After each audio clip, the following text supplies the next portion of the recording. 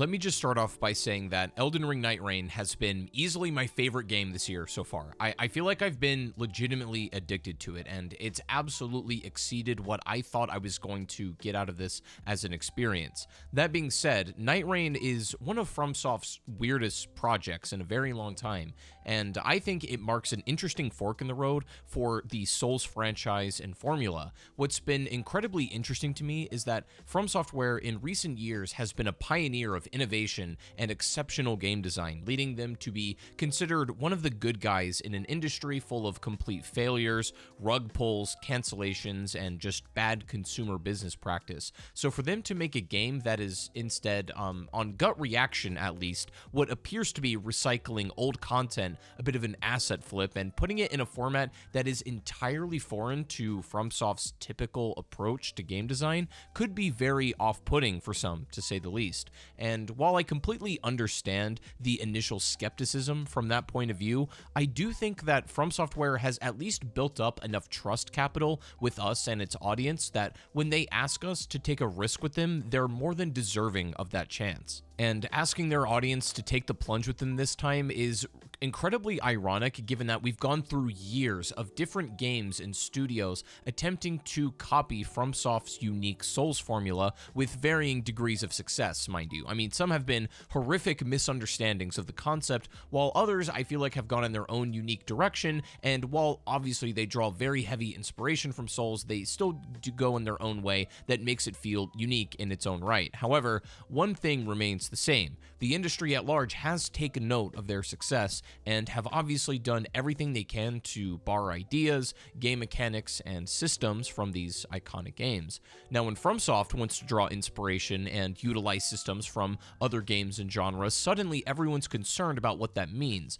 But they've been pioneers and trendsetters for a very long time, so for them to take a chance with something new seems like a little bit of a strange decision. But I would argue that at least at this current juncture, this is probably the best decision for them to make at this point. To understand why NIGHTREIGN, I think, is a necessary and important step in the evolution of the changing Souls formula and FromSoftware's journey, it must be stated that understanding what NIGHTREIGN is requires you to recognize that it is not Elden Ring 2. NIGHTREIGN is also not a DLC for Elden Ring, nor is it a battle royale or even a traditional Souls game at all. And viewing it under the lens of any one of those things will lead to a massive misunderstanding about what this game is trying to accomplish and achieve in the first place. For starters, NIGHTREIGN is not trying to be just more Elden Ring. Specifically, this is not a slow, methodical, single-player RPG with an expansive world that you go through and explore at your own pace and overcome challenges presented to you in your own way. I also need to say that my own bias specifically tilts me towards the favor of this game, as I also heavily come from Call of Duty Zombies as well, and that game is very similar to NIGHTREIGN in more ways than just one. Both Zombies and NIGHTREIGN initially are basically a side project using the scraps and assets and some of the mechanics from their respective main games. In fact, before NIGHTREIGN came out, the developers basically referred to this as a co-op survival game. They never actually said that NIGHTREIGN was a roguelite, but that's also what Zombies is too. It's a survival co-op game, so maybe to have my favorite game of all time turned into one of my favorite modes of all time sounded a little bit too good to be true, and in a way it was, given that I don't know if I'd really call NIGHTREIGN a survival game precisely. I mean, you do want to survive, but that's more a function of getting to the end game content. But as far as it being like a tower defense game or like something about endless waves, NIGHTREIGN doesn't really fit that category. Survival is just a mere mechanism of getting to where you want to be at the end of it all. But NIGHTREIGN specifically is also not a battle royale. A BR is generally speaking in a PvP setting in which many players enter an arena, but typically there's only one winner or one team that's a winner by the end. Just because it has a blue circle on the map does not inherently make this a BR game. There's actually no PvP elements to this at all. It is a cooperative game where you exclusively battle in a PvE setting.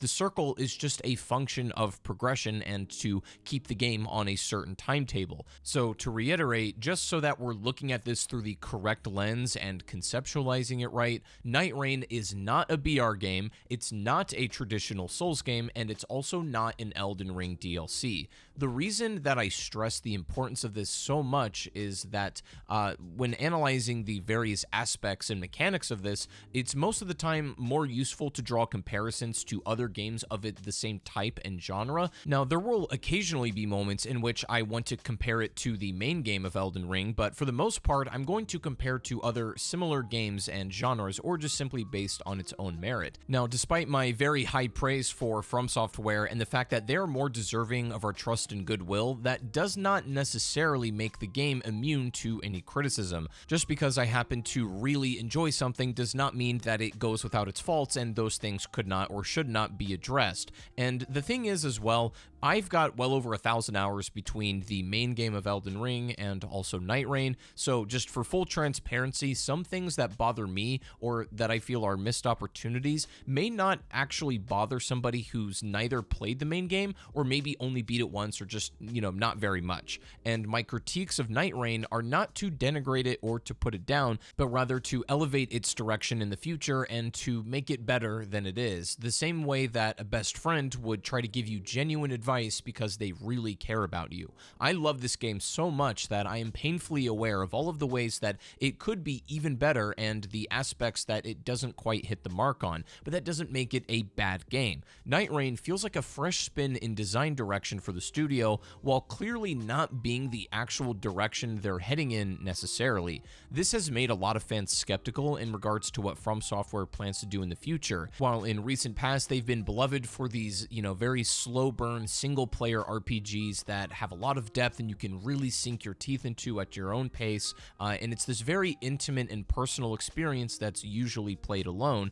And what's weird is that The Duskbloods is coming out sometime in 2026, and that is a PvPvE focused game in which essentially means you'll be fighting both real players and the traditional PvE boss enemies and such. But Miyazaki said in a recent interview on The Duskbloods that just because as of right now they're interested in these multiplayer-based projects, meaning NIGHTREIGN and The Duskbloods, that it in no way indicates a fundamental change in their direction and where they're going as a studio at large, which to me is best case scenario, as they do have the creative freedom to try new and weird things that will likely enhance the experience of their next big single-player flagship premium title. I know a lot of people just want more Elden Ring. They want Elden Ring 2, and I have no doubt that it would sell insanely well and do great if they did, but there's a part of me that doesn't want them to pigeonhole themselves into one specific genre or format, because Miyazaki notoriously hates sequels and has been also inspired by Escape from Tarkov recently, which I think explains the PvPvE scenario in The Duskbloods. But personally speaking, I honestly don't know how you evolve the Souls formula past Elden Ring. I mean, it's basically open world Dark Souls 4, and in a lot of ways, it feels like the apex of that type of game, but that's a discussion for a totally different video. But either way, NIGHTREIGN, on the other hand, its clear focus is cooperative play. Now, despite that, it does allow for solo play, which is another aspect I'm quite happy they included and kept intact, so they don't force cooperative play exactly, but clearly the way the mechanics, world, enemies, and even bosses work, it is meant to be played with a team. The cooperative elements have had a lot of forethought and attention to detail as far as how each Nightfarer abilities interact with each other and create these unique circumstances. In fact, that roles or the classes themselves are more interesting than just like a standard Souls build. For example, the Duchess just isn't your average Dex build, she also gets an S in Intelligence, so she's also a caster and a Dex hybrid, which is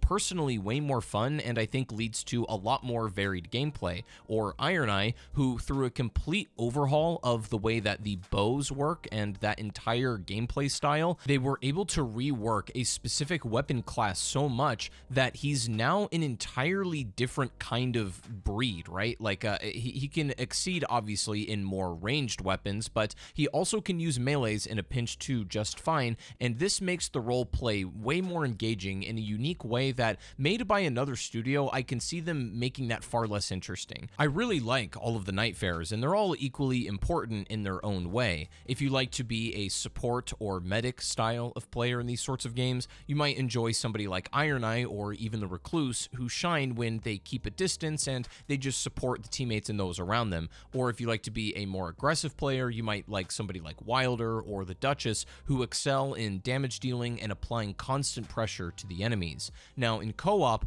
all of the night fares I would say are pretty balanced and they serve a purpose, but in solo, I will say there are clearly some who are much more viable than others. Technically, you can succeed with any, but there are some that are going to have a far easier time in finding success, just specifically in solo encounters. Your ultimate objective in Night Rain is to begin an expedition by selecting a particular Night Lord, which in doing so makes that your end game goal. All of the matches either end in your defeat or by killing the Night Lord. So you start by flying into the world, which is Limfeld, and the world, when it comes to its events, locations, and its POIs, they're procedurally generated, meaning that there's usually only a handful of static elements, but the map locations can lay themselves out in a pretty much entirely random order, leading to a lot of variety in where you go and what you should do, and how the map feels game to game. Now, this is good in the sense that it does keep the matches fairly fresh in terms of what you need to do game to game,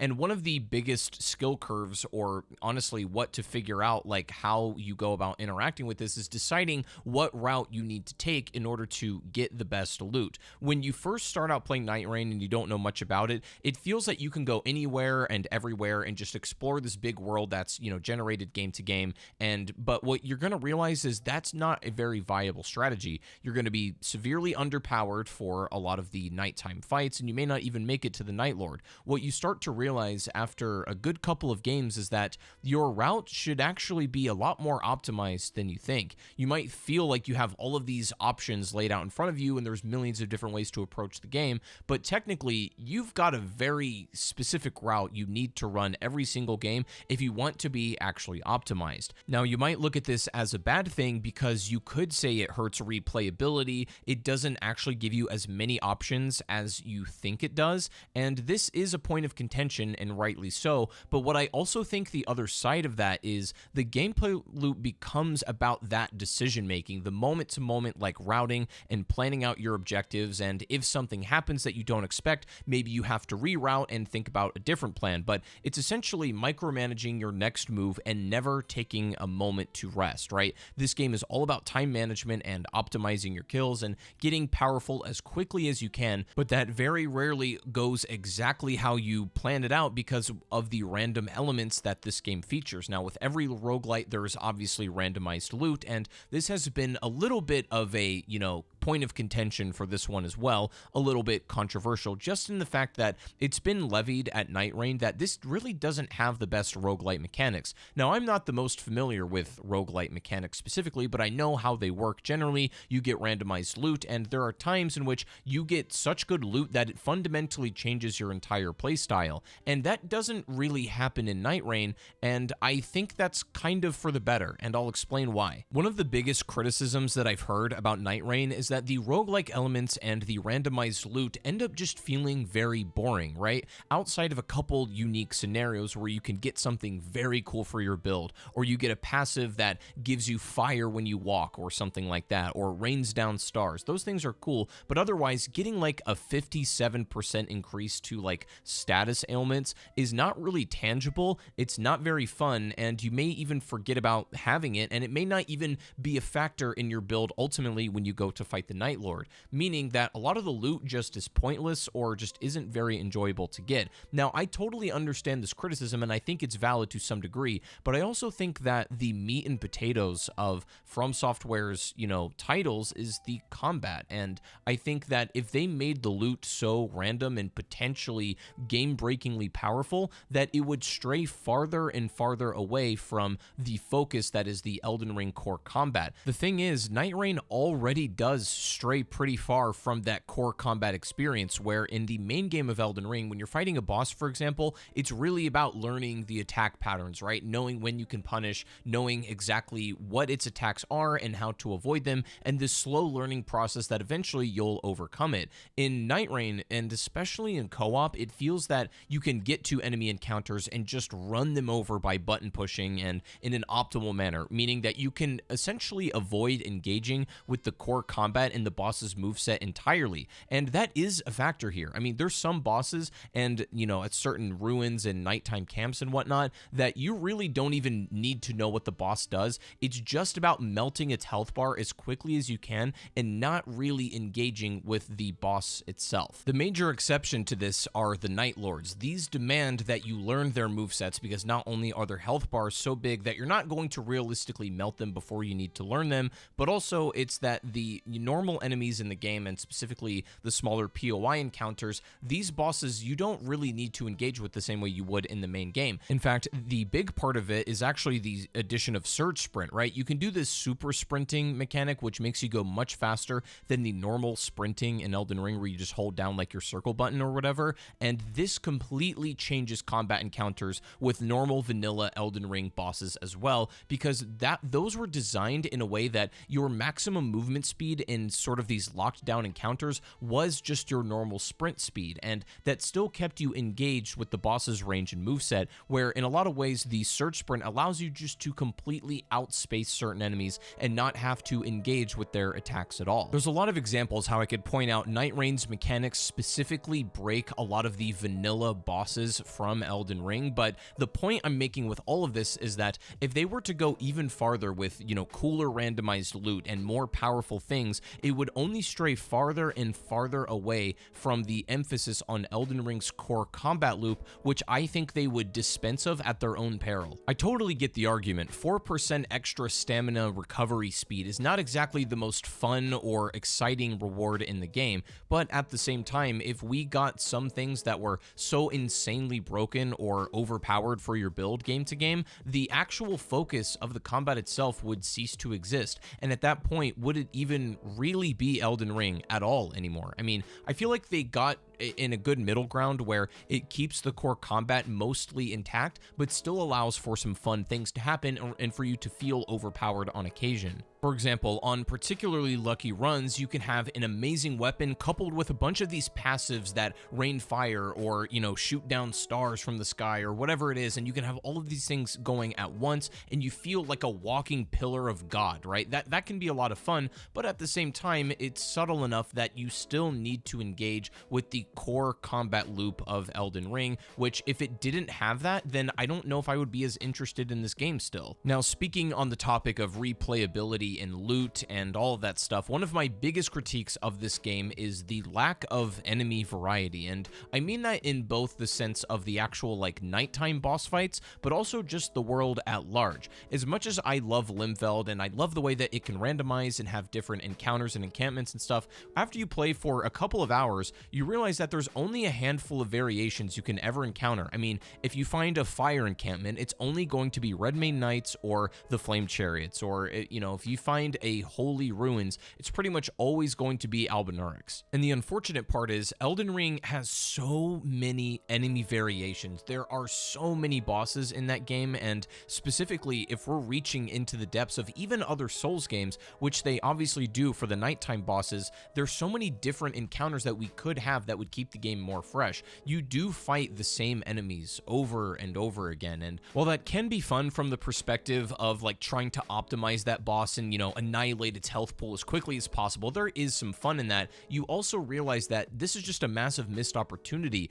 where you could have much more variety game to game. Now, I understand that from a game dev perspective, every single enemy they add and every single boss needs to be properly tuned for encounters, and obviously every single enemy presents a whole new plethora of potential bugs and whatnot. So I understand from a development perspective, given maybe their budget or time, this is probably the maximum amount of enemies that they could realistically add, but I just imagine that if theoretically possible, we could have almost the entire roster of enemies from Elden Ring potentially, or even some more bosses from other Dark Souls games, right? They had this whole marketing push when the game was releasing that, oh my god, enemies from Dark Souls 1 and 2 are going to be in here. But spoilers, there's really only a handful from each game, right? I mean, in Dark Souls 1, we got the Gaping Dragon and the Centipede Demon, and in Dark Souls 2, we get the Duke's Dear Freya and the Smelter Demon. And look, those are fun, those are very appreciated, and I think it's enjoyable to play with them in a totally brand new setting that I never thought would be possible. But at the same time, I just wish we could have more from those games, and I think that being able to encounter almost anything from those respective titles would be a very exciting game, and it would force you to adapt and, you know, kind of learn your playstyle on the fly, because you never know what you're going to get match to match. A certain boss could have a particular weakness to a build that you were not prepared for whatsoever. But realistically, the main problem here is programming them and, you know, tuning them for Elden Ring specifically. And the thing is, NIGHTREIGN already kind of has a problem with this, specifically in a lot of the church encounters when you're fighting these guardian golems. I mean, they have a one-size-fits-all arena for a couple of different bosses that can be here, right? You can get like the Oracle Envoys, or you can get these guardian golems in this upstairs section. But if you've played this game enough, you realize that the guardian golem was not built for this arena. He'll weirdly like teleport around. You can get places where he'll knock down for a critical, but you can't even reach his critical point because he's laying on something. Like, the level design does not really work with these bosses in a lot of cases, and is not exactly tuned for these, where in Elden Ring, every time you encounter a boss, it was much more carefully thought out of how it's going to interact with its surrounding environment. And so throwing random enemies and random mechanics in random environments is not exactly a recipe for success. Yes, it's easy to say that we all want more enemies and more variety in this game, but it's just not realistically possible to have every single enemy that's ever been made in this game. It would be amazing, but I just don't think it's going to happen. The other thing is that other than the procedurally generated, you know, areas and POIs, Limveld itself doesn't really change all that much. And despite, you know, all of the replayability they tried to have with the randomization, it doesn't really change in any meaningful way, other than shifting earth events, which are basically like a totally different encounter that can appear in one section of the map. Now, these don't happen all the time, but you might start a match and a fourth of the map has this snowy mountain peak, or maybe it's this volcano, or perhaps this like shrouded city. These are essentially, you know, classic dungeons from Souls games in which you need to progress through them, and at the end you're going to get some kind of reward. It's almost like a little, you know, raid, and once you complete it, you will get a ton of really good and exceptional loot. But the shifting earth events, at least in my opinion, are not my favorite thing, only because when they appear, they essentially demand your attention for the entirety of the second night. And if there was something that you wanted to do in the world that you know, didn't have time for in the first day, you pretty much got to let it go. And the circle will always end near or around that shifting earth event itself. So you don't really have any variation as far as like where that can go if there is a shifting earth active. But they're all individually interesting in their own right, and they do make a meaningful change to Limveld. And they'll also give you unique rewards that are pretty much unobtainable through the regular portions of the game. So there is that kind of replayability in a sense, but once you've done all of these shifting earth raids once, you've experienced what they have to offer, and those traditional dungeons don't really need to be played again. I mean, unless you necessarily want the reward that you get from it, but otherwise you can just play normal Limveld, and it's not really going to change other than the procedurally generated POIs. Now, in order to alleviate this problem, other than shifting earths, there can be random occurrences through different characters or NPCs, or even like mini field bosses. For example, you can have these giant bubbles that will overtake you, and then you need to fight Augur like as a field boss, and you'll get rewards for that if you are able to defeat it. Or, you know, other things like a random swarm of locusts can fly around and steal levels from you unless you kill the butterfly that's associated with it. So, you know, you can have these random random field events going on, but some of them are very brutal and can be like run enders for no real reason. For example, the Equilibrious Beast, you can find him as a field boss, and sometimes if you get unlucky, he might just randomly take 30% of your health away. And if you go to try to fix this, maybe you don't have enough runes to, pay it off, or if you try to kill him, sometimes he'll disappear into the storm, but when he disappears, he won't give you your health back. You're just permanently stuck with like 30% less health. That can be an absolute run ender for no real reason, but typically if you defeat one of these random encounters, especially getting invaded by Margit, the Fell Omen, this is a great one because if you defeat him successfully, he could invade you during any time. You could just be running around in the open world, you could be actively fighting a boss in an encampment, for example, but if you're able to defeat him, you get increased attack power for every new site of grace you find. These can be meaningful changes to how your game plays out and are obviously worth doing. So I really do enjoy the randomization from moment to moment, despite Limveld itself not really changing. As much as I would like a different map potentially, or an entirely new world to discover and explore, I do think that these random encounters game to game do a fair job at providing their own sense of replayability. Now, I want to talk a little bit about gameplay pace because obviously NIGHTREIGN's goal is to make the RPG experience condensed into a span of about 40 minutes if you're successful. What might take you like 80 to 100 hours to acquire a certain endgame build in the main game of Elden Ring will only take you about 20 to 30 minutes here. Now, obviously, this is done through a lot of means, such as randomized loot and the general game being faster, but also when it comes to mechanics, we talked about the surge sprint, but also there is no fall damage in this game, and there is also the ability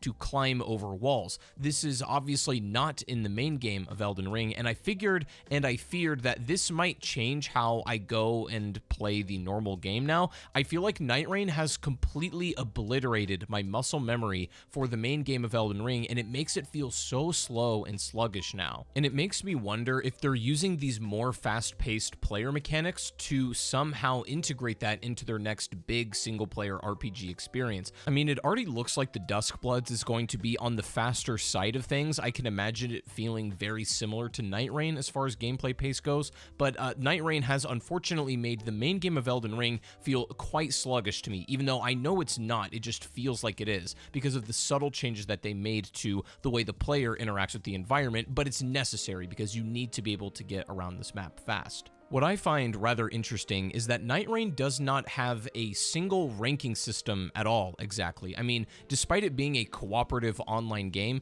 when you jump into a lobby, you really cannot tell if your teammates are skilled or experienced in the least. There's no number associated with it. I mean, the best you've got is the skin they're wearing, which, could be cheesed or whatever, but the point is, there really isn't any out-of-game ranking systems other than relics, and these are basically small buffs that you apply to your character that are permanent for the next games or whatever you play. Now, the idea is that there are different relics featuring different colors, and you can put them in different combinations depending on like the goblet or chalice you're running for your character. I think at this point, the more I've played NIGHTREIGN, I feel like the actual color coding of them is kind of pointless because the way that you can essentially mix and match these, once you hit a certain critical mass where you've acquired enough relics and you have all of the goblets and chalices there are to offer, the actual coloring of them just doesn't even become a factor anymore. And there are even certain chalices that allow you to select one of any color. So I kind of forget that this is even a thing. I mean, I see obviously that the relics are different colors, but I forget that they need to be in their proper slot sometimes because it really doesn't matter at a certain point. And also, the relics themselves, outside of a couple of extremely meta ones, aren't really that impactful on the game. And I'm actually okay with that. I wouldn't want the relics to be the thing that makes or breaks a run because they really aren't. You can play this game just fine and do, you can kill every single Night Lord without ever applying a singular relic. What they do, however, is tie character quests to relic rewards. For example, after completing certain remembrances, you'll be given a relic for that exact character, and it's typically one of the best for that specific role. And this means that the relics themselves are kind of pointless if you're just going to be running the remembrance ones anyhow. After doing the remembrances, the abilities for these relics could have just been applied as a permanent upgrade and wouldn't need to take up a relic slot, but then that would kind of make the system itself pointless. It seems like the early game relics are only moderately useful when you're just starting out and before you've done any of the character's specific remembrances, but once you have those relics for those respective characters and a couple of meta ones, there's really no reason to engage with the system at all. But once again, I'm okay with that because I wouldn't want a massively game-changing out-of-game progression system to be present here. Most of what I enjoy about NIGHTREIGN is all of the in-game progression match to match. Matter of fact, I mean, these relics and these buffs that are applied, these could have just as easily been selectable buffs that you pick just before the boss fight or something. These don't even necessarily need to be in the out-of-game menu, but I feel like they needed to have something there. Now, I will say, I really do like how they handled each individual character's quest line. You have a lot of, story and dialogue stuff in the round table, and then you have a few combat encounters that you need to go into the world to maybe uncover something, grab a certain relic, or even defeat a Night Lord. This is great and encourages you to learn the game and interact with it in a way that maybe you hadn't before. And I think that this kind of, more condensed and streamlined quest design might be something that FromSoftware wants to integrate more in the future. I mean, Elden Ring quests are fine in the main game in and of themselves, but they can be rather convoluted at points, and without a YouTube guide, sometimes they may be almost impossible to solve. I want to shift gears to talk about the Night Lords themselves, the bosses, as they are essentially the main points of content in NIGHTREIGN, as virtually everything else is, taken over from Elden Ring, and if you've played that game, then you're already familiar with it. The new content to be experienced is, of course, all 8 Night Lords, and even they've done something rather interesting, which is introduce a hardcore or an Everdark Sovereign version of some of these boss fights, and I'll talk about those in a little bit. What I want to discuss is difficulty between co-op and solo, because one of the biggest points of contention was, first of all, that NIGHTREIGN was only going to have 1 or 3 players as an option. You could not play as a duo or even 4 players, and in my head, a full squad is 4 people, but also playing with a duo is an extremely common way to play cooperative games, and they basically said that they just overlooked that. Now, they will be adding duos at some point in the future. They did confirm that at some point on Twitter, I think, but the point is they had a very strange player configuration system to start, and when the game initially came out, everybody was saying that solo was far too hard, and I understand maybe why that have been the case. We were learning the game, we didn't really understand the meta yet, and what's kind of funny is that, people think in the main game of Elden Ring, you're a scrub if you summon or play with other people, but in NIGHTREIGN, you're a scrub if you play solo now, which is kind of wild to see how it's all turned. When NIGHTREIGN first dropped, solo was pretty challenging because you didn't get a free self-revive every night, other than the Wending Graces you might have acquired in the world, and it was a much more tighter and stricter rune acquisition system. Now, they've been a bit more generous with it after the patch. You now have a free revive every single night, and this has made solo far more accessible than it was. So if you haven't tried solo since the initial patch and you thought it was too hard, I do recommend playing the new patch as it is far more friendly to that. But I would say either way, at this point, I feel like playing solo is obviously easier once you know what you're doing than it is playing co-op. Not that playing co-op is impossible either, but of course that depends on the competency of your teammates. This game really, you can feel it when somebody is not pulling their weight. It does sort of drag everybody as well, but that's also a lot of the fun, is helping somebody learn their character and learn how to best serve their team and play as their role. There's a lot of fun to be had in that, learning experience, and when it comes to the Night Lords, there's no other better way to learn your character than to kind of just dive into the deep end with them. And I have to say, all of the Night Lords, the main bosses that NIGHTREIGN has to offer, are genuinely fantastic. There's not a single boss that I dislike at all. Now, there are ones that I prefer more than others. There are fights that I find more enjoyable than some of these other ones, but by and large, the Night Lords have been extremely well thought out. They're very well designed, and they're all quite unique. No boss really plays like another. They all have a specific gimmick or a mechanic that makes them fundamentally set apart from the rest, and I can really appreciate the design of the Night Lords in here. They're easily the highlight of this game.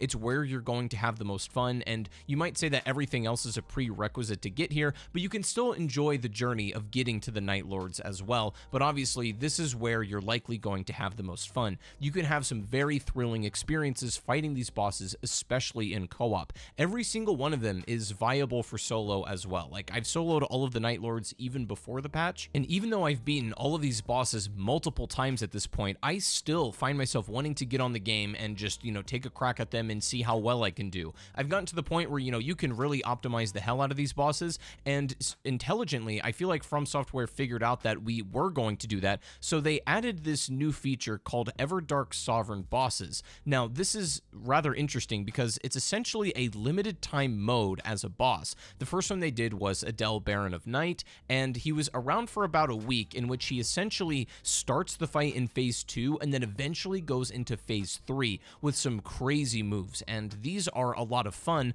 My only criticism of these Everdark fights is that they don't stick around. When it comes to Souls games and the discourse around them, perhaps one of the biggest pieces and talking points are the bosses themselves. People argue endlessly about which boss was harder and why. It's essentially the base root of discussion we have, and I feel like that's still intact here, but the problem with these Everdark fights is that they go away after a while, so if you didn't experience it at the time it was in the game, you probably never will again, and it seems like from what they said, the Everdark bosses are going to come back, but they're going to be different again. So if we get Adele back as another Everdark, it's probably not going to be the same kind as the first time it was, and my only issue with that is, like, this experience that we all bond over as players in these games is not really going to be the same. It's going to be a lot more fractured, especially as they move and take away bosses and add them back in later differently. I just wish that there was a way to consistently experience all of these and they weren't limited time. Admittedly, the Everdark bosses are a great way to keep the game fresh, and with the addition of these, they actually added a new merchant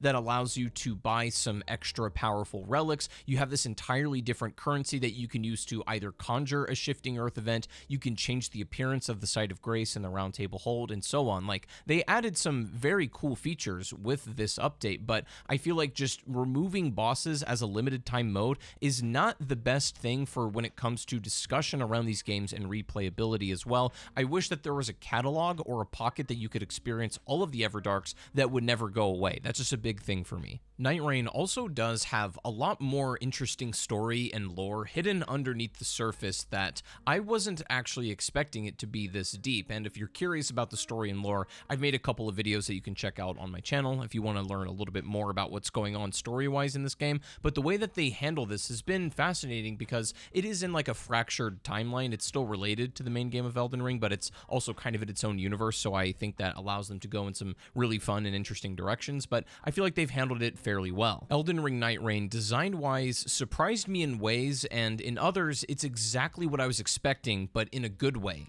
I wasn't expecting this to be more Elden Ring DLC, or Elden Ring 2 for that matter. I was going into this fully aware that this was going to be like some kind of cooperative survival type of game, and I wasn't expecting as many roguelite elements, but still, I was surprised by that. I feel like it's kind of pointless to try to compare this to a traditional Souls title. FromSoftware making a cooperative online-focused game is definitely outside of their comfort zone because the online experience in these older Souls games has always been the weakest part of those titles. I feel like in addition to them experimenting with new game mechanics and seeing how they handle in a live setting, I think they're also using NIGHTREIGN in order to improve their online functionality, as well as, which will benefit stuff like the Duskbloods going forward. Despite all of my critiques throughout this video, I would still absolutely recommend NIGHTREIGN to players of all types. I think it's genuinely fantastic as a cooperative or solo mini RPG roguelite survival experience built on Elden Ring's core combat and enemies. I've been actually unable to put this game down, and I don't plan on stopping playing anytime soon, especially with DLC on the horizon eventually.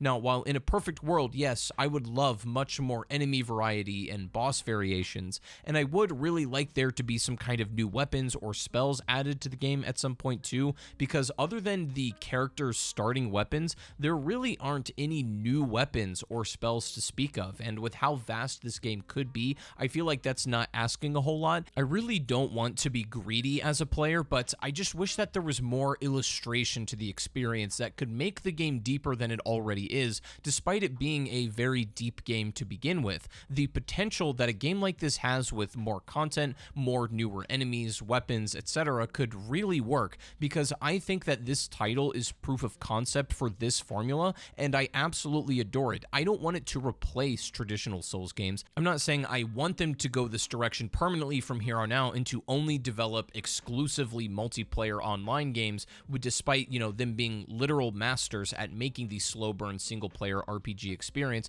which I'm positive FromSoftware is still interested in developing. But at the same time, to be honest, you could make the case that the Souls formula has been getting maybe a little stale. I mean, Demon Souls to Elden Ring is essentially the same base mechanics, and you could even call Elden Ring open world Dark Souls 4. I feel like that's a very accurate characterization. Not that that's a bad thing at all, but it's like, obviously the Souls formula has been rather played out, and they may have reached the limits of what they can do right now unless they experiment a little bit and find some new things that will enhance their single player in the future. I just want a better game eventually, and I feel like them being able to experiment now is the way that we get there. And while I do have some reservations still about the Duskbloods, this does at least give me hope that FromSoftware has a vision and direction for making it an interesting and satisfying PvPvE game as well. NIGHTREIGN could obviously be so much more. It could be way bigger than it already is, but at the same time, it's definitely not a lazy asset flip game, nor is it a battle royale. It's quite a unique format that condenses some of the most fun aspects of these Souls games and other roguelites or survival games into a neat package that takes meaningful risks, and I think that should be celebrated. Despite all of the flaws and shortcomings in NIGHTREIGN, I would still give this experience an 8.5 out of 10, which I think it is more than deserving of. Even with just a little more content and perhaps more bosses and, more expanded weapon selections, I could easily bump this up to a 9. Perhaps after the DLC, maybe I'll feel that way, but for now, I would still absolutely recommend this game as it is genuinely fantastic. Anyways, be sure to let me know what you guys think. Make sure to subscribe, and I'll see you all later. Peace.